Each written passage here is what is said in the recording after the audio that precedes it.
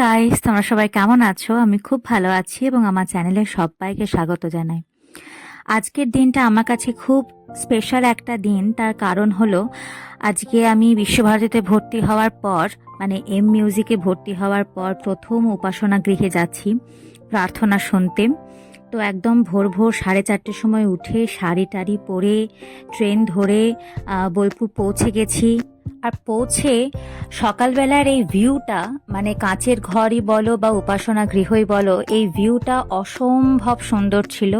এটা বলে বোঝানো যাবে না। যারা যারা পড়ছে বা যারা প্রাক্তন পড়া হয়ে গেছে তারাই একমাত্র এই জিনিসটা বুঝতে পারবে। তো এখানে সবাই বসে আছে এবং তারপরে কিছুক্ষণ পরে প্রার্থনা শুরু হয়ে গেল এবং প্রার্থনা মোটামুটি 25 মিনিট ধরে চলল।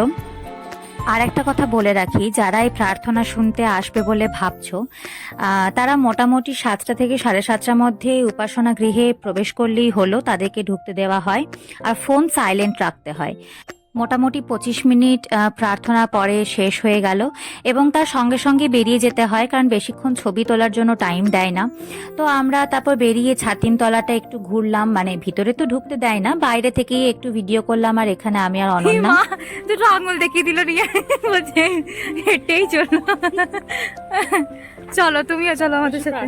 প্রার্থনা কিছু না, এসে শাড়ি পরে ভিডিও শাড়ি পরে ছবি তোলার ভিডিও করে না দেবো আমি। মন্দিরে প্রার্থনা শোনা পরে হাতে অনেকক্ষণ টাইম ছিল ক্লাসের জন্য। তো ভাবলাম যে অনন্যার মেস থেকে একটু ঘুরে আসাই যাক। অনন্যা বললো যে একটু চা করে খাওয়াবে। তো ঠান্ডা, একই ঠান্ডা সকালবেলা, তারপর আবার চা, তো জমে যাবে একদম। তো আমি এখানে অনন্যার আমি হাঁটতে শুরু করে দিয়েছি আর অনন্যার মেসও চলে এসেছি। এই বাড়িটাতে অনন্যা ভাড়ায় থাকে বোলপুরে।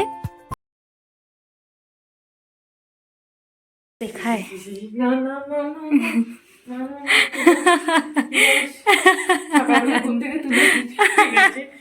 দেখ দেখ অবস্থাটা দেখ। আর অনন্যার রুমটা ঢোকার পরে দেখলাম অনন্যার খাটটার এই অবস্থা, মানে যাচ্ছে তাই অবস্থা। তো ওটাই ভিডিও করছি আর ও ওখানে করতে দেবে না আমাকে ভিডিও। তো যাই হোক, জোর করে আমি ভিডিও করে নিয়েছি। আর এখানে অনন্যা বলছে আমি খাটে বসে বসেই চা বানাবো, তুই দেখ। তো কলেজ লাইফে যারাই বাইরে থেকেছো, মেসে থেকেছো বা যারা নিজেরা রান্না করে খেয়েছো, তাদের সত্যি সাংঘাতিক কষ্ট। আবার যখন কলেজ শেষ হয়ে যায় এবং এই মেস ছেড়ে বাড়ি চলে যেতে হয়, তখন হয়তো এই কথাগুলি আবার মনে পড়ে তাদের। তো আমি বাড়ি থেকে যাতায়াত করি বলে আমার সেই প্রবলেমটা নেই বা আমি সেই দুঃখটা এখনো বুঝতে পারি না। চা খাচ্ছে দেখো, আর এটা আমার চা, আর এটা বিস্কুট, আর এটাও বিস্কুট, দাও এটাও বিস্কুট, এটা লবঙ্গ। আমরা মোটামুটি চা খাওয়ার পরে বেরিয়ে গেলাম, কারণ ক্লাস আছে 9:30 থেকে। আর ঈশিতাদি একদম 9:20 চলে আসেন, তো তার আগে আমাদের পৌঁছাতে হয়।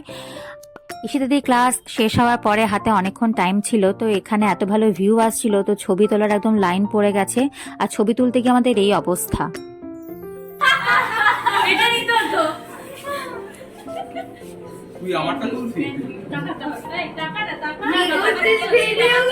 আমার আর অনন্যার ক্লাসের বাইরে দাঁড়িয়ে থেকে একদম পা ধরে গেছিল, তাই ভাবলাম যে ক্লাসে গিয়ে একটু বসি, তারপর দাদা যখন আসবে তখন ক্লাস হবে। তো ক্লাসে বসার পরে আমাদের শুরু হয়ে গেল লুডো খেলা। Hi guys, hi guys, hi guys, তুমি একবার বলে দাও hi guys, hi guys, hi guys.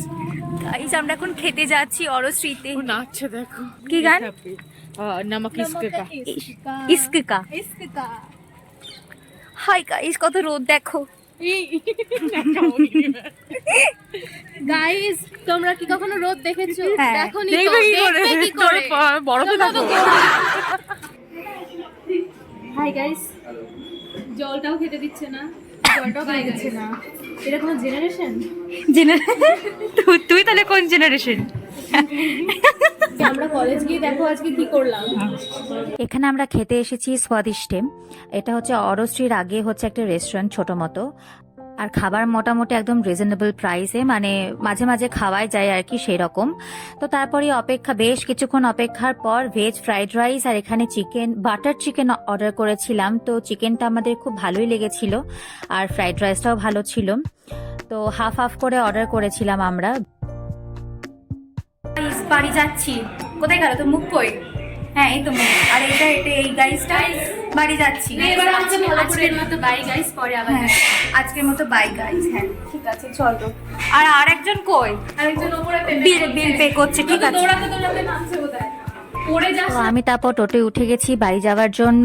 তো এই ভিডিওটা আমি এখানেই শেষ করছি, পরে দেখা হচ্ছে তোমাদের সাথে। সবাইকে টাটা।